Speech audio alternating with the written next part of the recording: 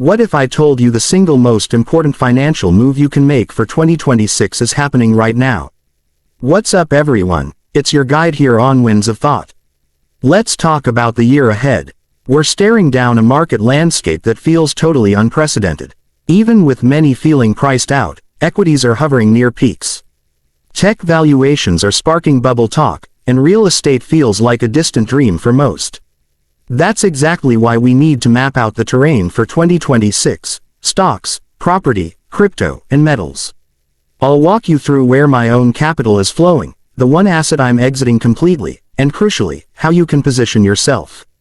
This could be your generational moment, or a brutal test of patience. Your strategy needs to be ready for either. First, a huge thank you. If these breakdowns help you, hitting that like button or subscribing means the world. It fuels this channel more than you know. I appreciate you. Alright, let's dig in. What makes the coming months so critical are conditions we've rarely seen combine like this. The Fed is adding liquidity back into the system after a long pause. Corporate insiders are offloading shares at a frantic pace. And by almost any measure, major asset classes are trading at historically rich valuations. That means being intentional with every dollar is non-negotiable. You need to be selective, not just hopeful. So, here's my personal blueprint for the next 12 months. Let's start with the stock market. This was, without a doubt, my top performer last year, which surprised me, given I was deep in the red for half of it. My core strategy. I've come to prize simplicity above all. I want investments that work quietly in the background. For me, that's broad index funds. For years, I've been steadily buying into a U.S. total market ETF, mixed with a slice of international stocks and a small stake in emerging markets. The goal is to own a piece of the entire world's economic engine. If it rises, I benefit. If it dips, I see a chance to buy more. That mindset saved me during last year's spring slump, when major indexes and crypto took a dive. My paper gains vanished, turning into significant paper losses. My move. I bought more. I didn't deploy all my cash, but I aggressively lowered my average cost, a concept that flips the script for many.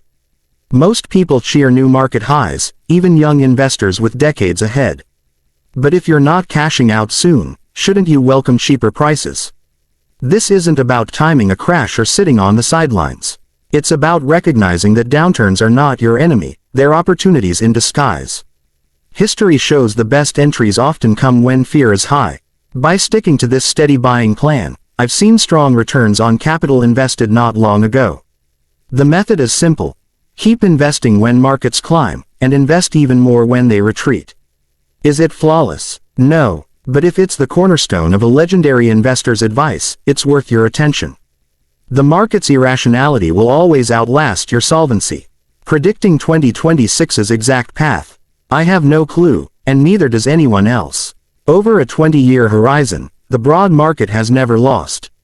But let's rewind, because there's one area I'm fully exiting: real estate. My entire career began in property. I used to pour every commission into finding, fixing, and renting single homes. But having all your wealth in one asset class, in one region, is a massive risk. So I began diversifying. I never stopped watching for deals, but since the pandemic refinancing wave, nothing has screamed, must buy. Now, with prices at historic highs, I'm not buying, I'm selling. Why? Before I explain, this connects to the one thing you fully control, your outflow.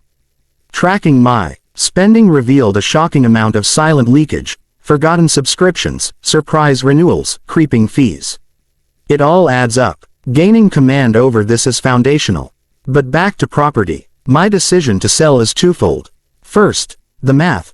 With mortgage payments dramatically higher, and renting cheaper than buying in many areas, the return on investment is clearer in other assets. Second, and more personal, I no longer want the hassle. In my market, expenses are soaring faster than rental income can keep up. The peace of mind from not dealing with contractors, managers, and insurers is now more valuable to me than potential gains. I've sold 3 holdings recently and plan to exit more. Long term, I just want a home to live in. This isn't a verdict on real estate for everyone.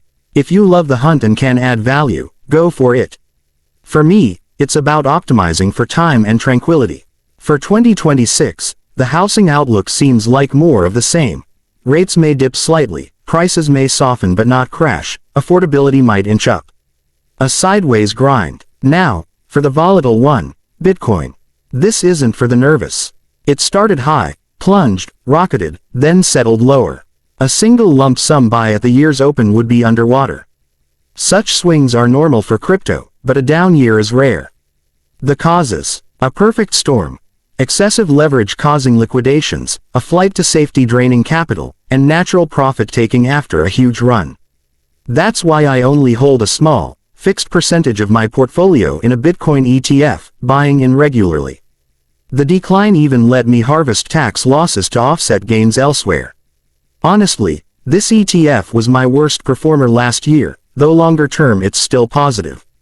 Unlike my next topic, precious metals, I'm not a heavy investor here. Some gold held for years, some childhood silver coins, a bit of platinum. But their surge has been incredible. Gold soared past 4,000, silver neared 70, platinum jumped. Many of you ask about silver. Its rise is driven by fundamentals. Heavy industrial use in green tech and a multi-year supply shortfall, all amid economic uncertainty. Yet, adjusted for inflation, silver is still far below its historic peak. Is it a good buy? Potentially. Analysts watch the gold to silver ratio for extremes, suggesting one metal may be over or undervalued. Silver might have room to run.